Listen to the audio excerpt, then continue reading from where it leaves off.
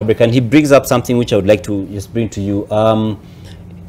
It has sort of come up as we're going along. Like, who defines what a cult is? In the sense that there's a lot of subjectivity.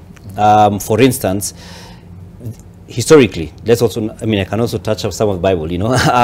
The Romans saw the early church as a cult. Correct. Especially when they were doing the Holy Communion. Correct. You know, the hypothetical blood and body of Christ, they found it to be a cultic practice. So they would say that those of you who are doing Holy Communion are being cultic. Then those who will do it as a symbolic way and would now see otherwise. So even by the time we come to say, let's have some kind of regulation, who is going to define what says that yours is the truth and not the other person's? Yeah, I think that's a good question. Certainly for the early communities, when we compare that with Pastor Mackenzie, there's a distinction between the outcome of the life of these communities. In the early communities, fine, the Greco-Roman cultural context is thinking of the Christians as a cult, but we're not seeing anyone dying. We're not seeing Jesus burying people. No. Right? So there's a great distinction. But in the cases of cult, Mackenzie, for example, we have seen what has happened to young children, to babies, right? And to mothers and fathers, to the society at large. So we can think of outcomes. What are the outcomes of a particular community? And that should be able, in a just common sense, if we just use common sense, we're able to see that the cults, in the negative sense, they have negative outcomes, deadly outcomes, right? So that's one way.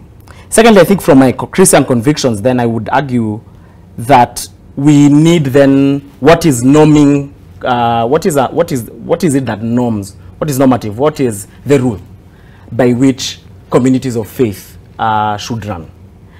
Within the Christian context, because that is why I'm here, we have the scriptures. And in the scriptures, we see that following Jesus Christ as our leader leads to abundant life, right? It leads to restoration of communities. It leads to self-sacrifice. It leads to what I would call the politics of the kingdom. Compare that to the politicians and the cultic politicians and even the spiritual cultic leaders, right?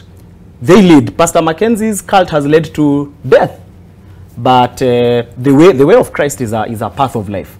So I think when we look at that, that gives us a good measure, a ruler, to be able to discern exactly what is happening here. And then when we think about the Christian faith, I think it allows us to really engage with society.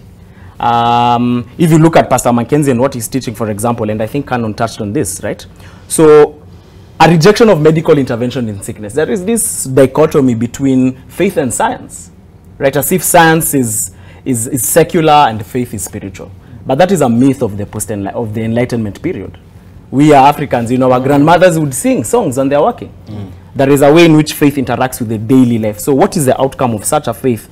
Hard work and labor, rather than listening to the message of this powerful figure who promises me success and I remain lazy, right?